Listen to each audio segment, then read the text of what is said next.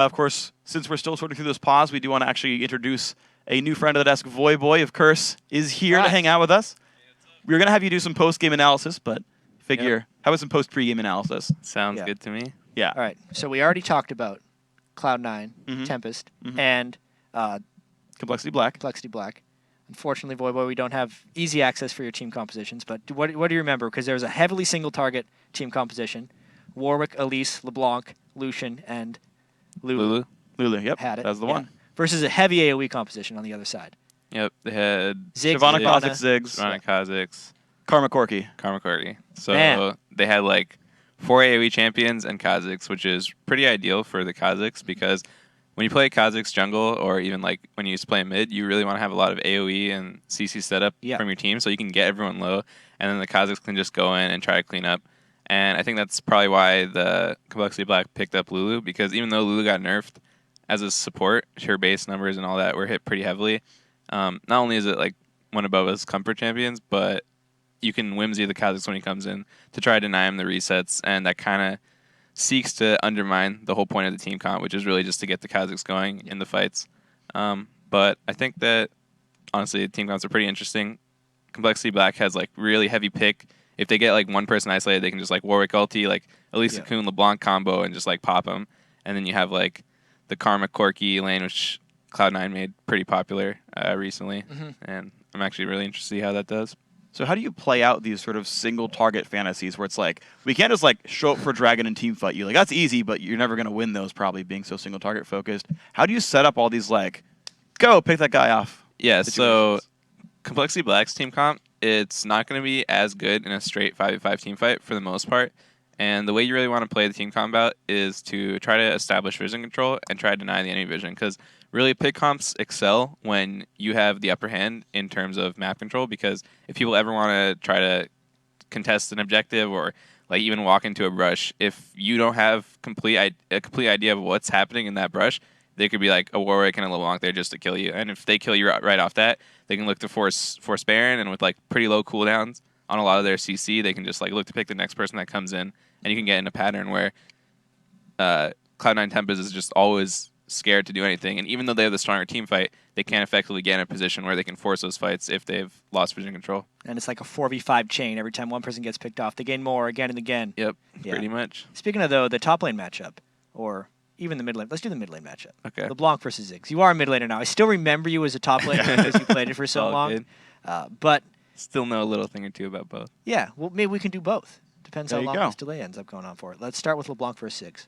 All right, so LeBlanc versus Ziggs. Ziggs was actually slightly nerfed in the last patch. His auto attack range was reduced by 25, so he has effectively 550 auto attack range now, which was pretty interesting because that was one of the most unique aspects about Ziggs' kit, is that he had pretty much the highest auto attack range of any mid laner that was played commonly, and that gave him a lot of really nice opportunities to combos harass with his auto attacks. Every time the enemy mid laner would go up to CS or something, he'd have effectively usually a 25 auto attack range advantage. So in the LeBlanc versus Ziggs matchup, a lot of your early game pressure, and not only LeBlanc versus Ziggs, but Ziggs versus a lot of matchups, he would get a lot of damage off just from weaving those auto attacks in between his combos. And now that you lost 25 range, you actually have to get that much closer to get those autos off. So I think it was actually a pretty big hit to his laning phase. Ziggs early game should usually be able to pressure LeBlanc in. Pre-6, Ziggs does have the advantage, and if a jungler gank comes in or something like that and LeBlanc can land a chain, it's pretty wonky because Ziggs is usually going to try to satchel himself out. Yeah. And a lot of times, even though you satchel yourself, if the chain like doesn't break, you could just end up dying, and I've seen that happen quite often.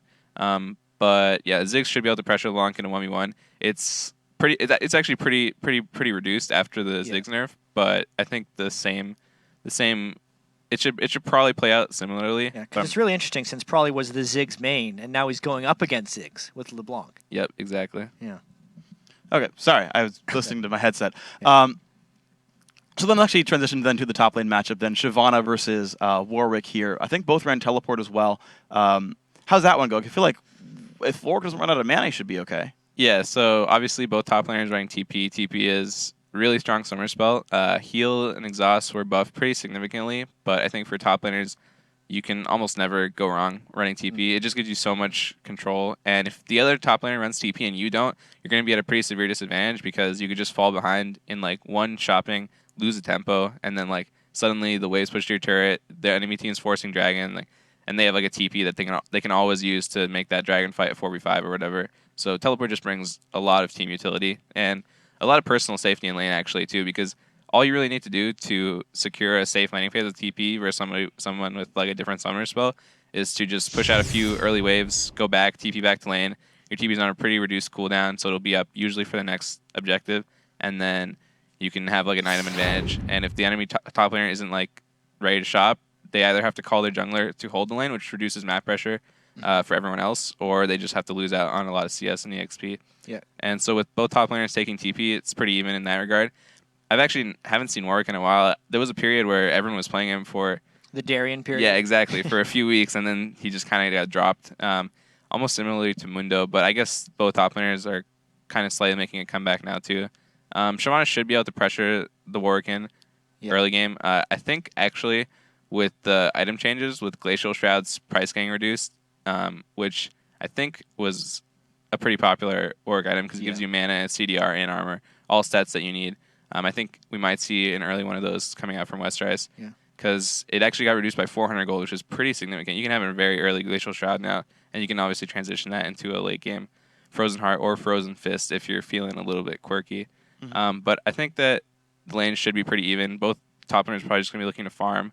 I think with the Elise pressure, Shyvana's going to have to be a little bit careful with how much he pushes, but honestly, I don't think it's going to be great kill potential because Warwick pre-6 brings almost nothing to the table. He'll like Q you and like run around in circles, but that's pretty much it. I do want to touch back on your summoner spell example really quickly, though, because this is more of an overall question for the state of the game. Throughout time in League of Legends, there's always been this balance between when you bring teleport and when you don't. And your current example is you use the teleport to pressure dragon and get back to lane more safely. But previously, a lot of people say the combat summoner is too much to bully you out early on in the lane. Is it just the recent buffs to teleport that you think have pushed it over the edge? And why does it go back and forth so frequently? I actually have always valued TP really highly, probably more than other people, because I always thought that the team utility that I brought in competitive 5v5 was really easy to use. There's just so much that goes on. Like, for example, when you play against a Shen, you always have to think like, okay, he has the ultimate, like the global can come in at any time and he can ruin the play. So it just forces people to play safer, to play smarter. And like, for example, in bot lane fights, a lot of times, if you have teleport and the enemy top laner doesn't, if all it really takes is your bot lane to get like a deep ward in their brush, and you can always TP in and counter any play that's made. And that really changes the dynamic of the game. People are going to be playing scared. They're not going to want to look for those risky all-ins, and they're just going to be playing safe. And then not to mention all the other advantages that TP brings you. Obviously, you're going to be losing out on that combat effectiveness. If you're going for a 1v1 duel to the death, the person with Ignite's usually going to have the advantage, obviously depending on champion choices. But I definitely think that, at least for top laners, the trade-off from taking a combat spell versus TP now is definitely diminished with the teleport buff. So it's not surprising at all to see people just picking up TP very frequently. All right, well, Voyboy, actually, thank you very much. We actually have completed our basically required pause timer here. We're going to get the game remade here. It's actually loading up in the background. So, Voy, thank you very much for your time. Of course, we'll see you after each game. Definitely talk to you later. All right, sounds good. Yeah. All right, guys. So the game is loading up. We're going to be there in just a second.